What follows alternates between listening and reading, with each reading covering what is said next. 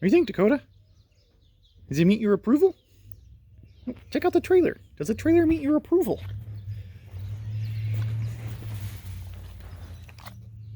Howdy YouTube. I was working on the edit for this video, which should be the last video on the fuel trailer build series. In this video, we are making the hood that covers the def tank and the generator and the toolbox and the air compressor and all that stuff up on the front of the trailer. And I do have to say, at this point in the build, the camera that I had at the time was just dropping files and parts of files all the time. I actually hadn't realized it yet, because I didn't realize it until I got done with the fuel trailer and was starting to go back through all this editing, actually. However, it's far enough after the fact now that you all have actually bought me a new camera, and I'm still speechless on the fact that you all did that, and that is amazing. So thank you very much. I'm back up and rolling with another camera, and so far this thing has been wonderful. Other than the learning curve, it's way more complicated than I thought it would be to use this camera. And of course I had to go get new editing software, because my editing software that I was using, they haven't updated that software. The company has stopped supporting it for years and years and years. I can't even remember the last update they did on it. I seriously think it's like 2012 or something was the last time they updated it. So it does not recognize the format of this new camera at all. But anyway, back to this video. Okay, I'm having a little difficulty getting all these clips put together into something that is coherent, and hopefully some of this makes sense and you can figure out what the heck I'm doing. I started off with the def tank cover because that was just pretty much a big rectangular box with a door on the side. And I thought that would be pretty easy because everything from the def tank forward is shaped, papered, and lots of doors and lots of things. And I'm like, I don't really want to go into that. Plus, I also needed a reference for size. And I thought, man, having that def tank cover sitting there, that is a good anchor point to start with. So it's what I ended up doing to make this def tank cover. Because of the size of it, I couldn't make it all out of one piece. That just was not possible. So I ended up making three, I guess you call them pans, that I ended up welding to a square tubing frame. Turned out to be a lot more welding this way, but I really could just not figure out another way to do it. I don't even know if it's possible without a huge giant press to do something like this.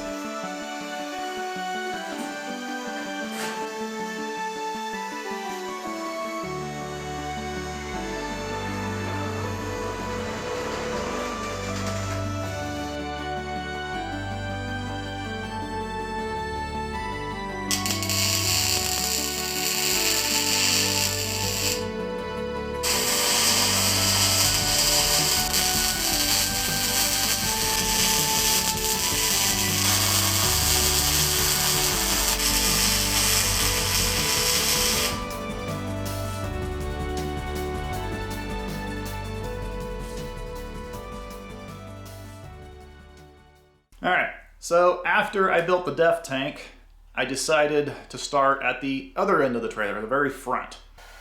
And my thinking was, if I started up there, then I would have an anchor at the front and an anchor at the back, and I could fill in everything in between. It would kind of give me my dimensions as I went. I tried doing a little bit of drawing on this in Fusion 360, but I am just horribly slow at it. And I discovered it was just a whole lot faster for me to just write all my measurements down with pen and paper and just fly through this, because at this point in the build I was way behind. I was about 2 months behind on getting this thing to the customer. So I needed to get it done.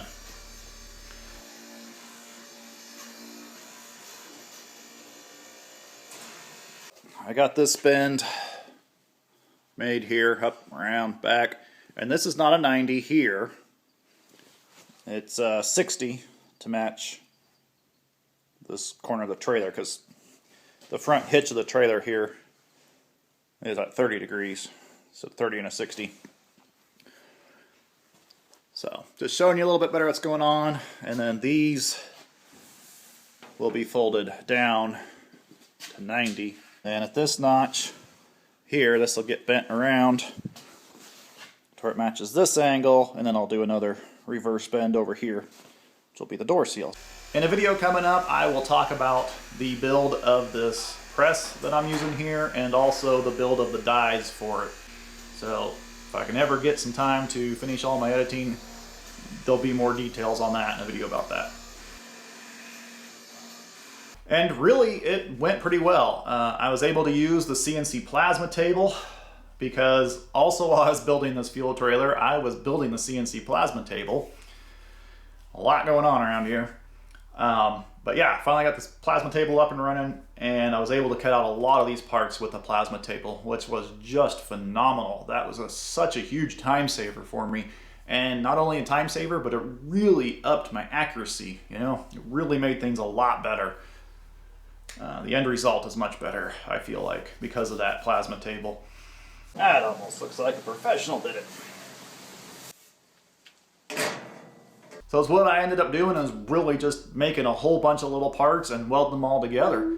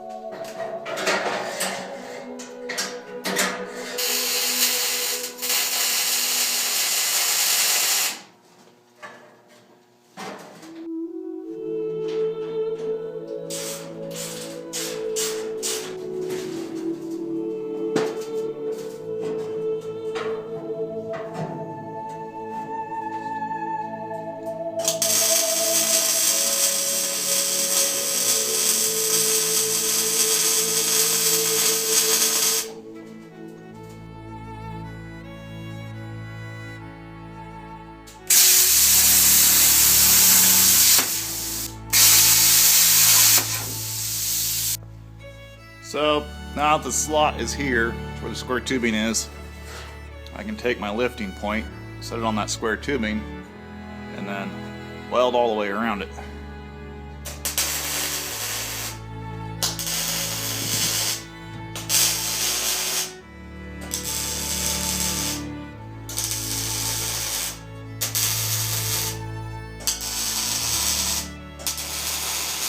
And then once I had the main frame done, I went back and once again used the plasma table to cut out all the doors.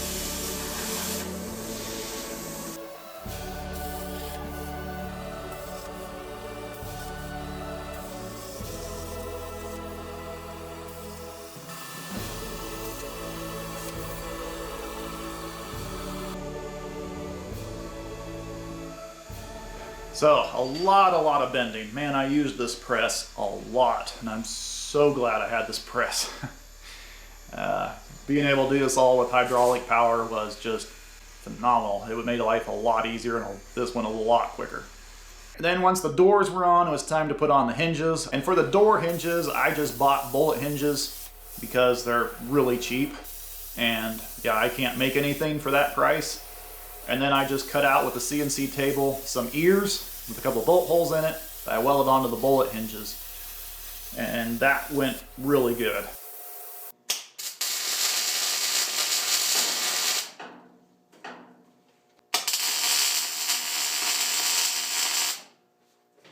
When I got everything bolted in place, then I did spot weld the heads of these bolts on.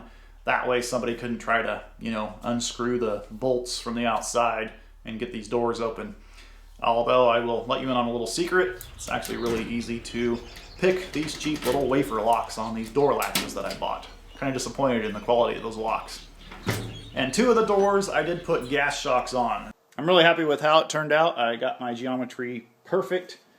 I'm very happy with that. So it actually pulls the door shut. See here, if I let go of it, sucks that thing in. And of course, once you come over center, it pushes it out. Probably don't need quite that aggressive of a shock, but it works. So, anyway, And one of those doors is getting into the toolbox because you don't want the wind blowing the door shut while you got a drawer open or gravity's working against you or whatever. You want that door to stay open. Also, that's the back of the vehicle. Like if you got the back of a pickup, you don't want that door flopping around and hitting the back of the pickup all the time. And the other door that has a gas shock on it, to gas opener, is the back side of the generator. Largely because the generator is going to need some air circulation. You want that door to stay open. And also the exhaust will be piped out this side of the trailer. So you'll have to have that door open to run the generator. Well, I can't really think of what other details to talk about with this other than after the hood was all built and everything was together, it was time to take everything apart and start painting everything. We painted the rear axle here. That paint job on that thing was just terrible. And then got the trailer mostly painted. Somehow we ended up missing most of the deck up there. So we got to get that painted again. That's what we're going to do right now this morning. But otherwise, we got the def tank cover painted. The fuel tank is painted, and then the hood is sitting off over that way, and it's all painted. And on the fenders where you stand, we put this anti-skid additive in the paint. I really don't have an opinion on this stuff at the moment. It's one of those things you'll have to ask me a year from now, I guess. And painting went really, really slow on this project. We tried some new kind of equipment paint, some machinery paint, I think they call it. We had never used this stuff before, and it took forever to cure. We did it according to the instructions. The instructions did not say anything about adding a hardener, but I really think it needs a hardener because it took weeks and weeks for this paint to cure. And that was between coats. We put on primer, and then we put on 2 really good coats of paint, and then we ended up going back and doing some touch-up stuff. So it literally took a couple months to get this trailer painted. I think it needs some color. The customer requested it be gray, and I don't know, looking it over, I feel like it just needs something to make it pop, I guess, as they say. I think a big blue pinstripe down the side, or I don't know, something, some kind of color difference would make it look a lot better. And looking back on this project, this has been a project in which I have absolutely hated, and I am truly glad this thing is going down the road, and I hopefully will never see it again. Hopefully it holds diesel fuel. If anything could go wrong on this project, it did go wrong. It was just astounding the problems I had with this project. I had a lot of trouble getting the axle in. That was a big fiasco. Then I had trouble getting the correct tires and wheels in. That was a huge fiasco. I ordered them off of eBay first, and the company sent me the wrong stuff. I emailed them to say, hey, I need to return this. Never got an answer from them. Waited several days. Finally, I called the company. Finally found their number on the internet, called the company, and the gal told me it was not their problem. It was eBay's problem because, you know, they sold it over eBay, therefore they don't deal with complaints. And I'm like, okay, that's bullcrap. So ended up getting a hold of an eBay mediator, and yeah, to get everything sorted out. And basically the company just ended up refunding my money, and so then I had to go somewhere else to get the parts because I was not ordering from them again. So I ended up ordering from Tractor Supply, and that actually went really good.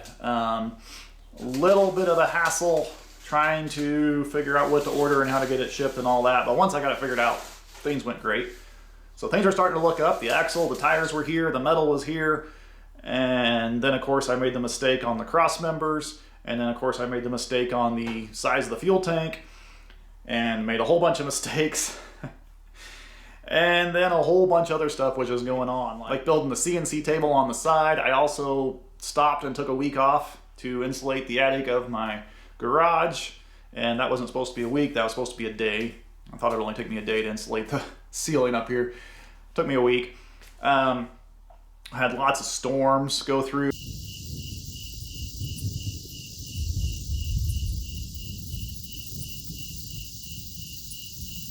So not only was the trailer kind of its own little fiasco, but life all around it was a huge fiasco. Yeah. Whew. Another major thing that happened is my grandpa passed away right towards the end of this build, and that was pretty hard on me in itself. I was really close to him. Huh? Getting her put together. Yeah, about.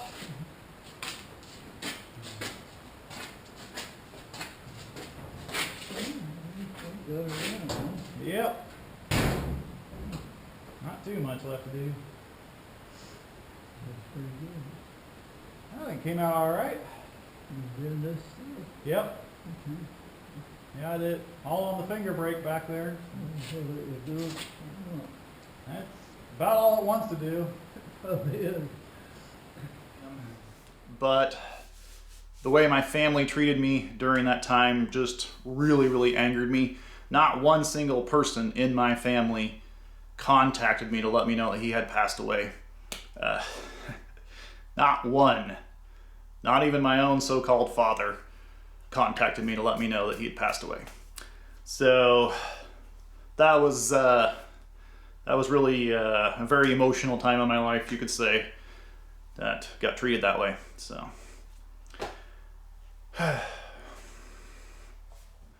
get off that subject. But I think overall this trailer turned out really nice. There's a few things I would do differently with it now that I've done this and had this experience. I would build the fuel tank completely different from how I did. I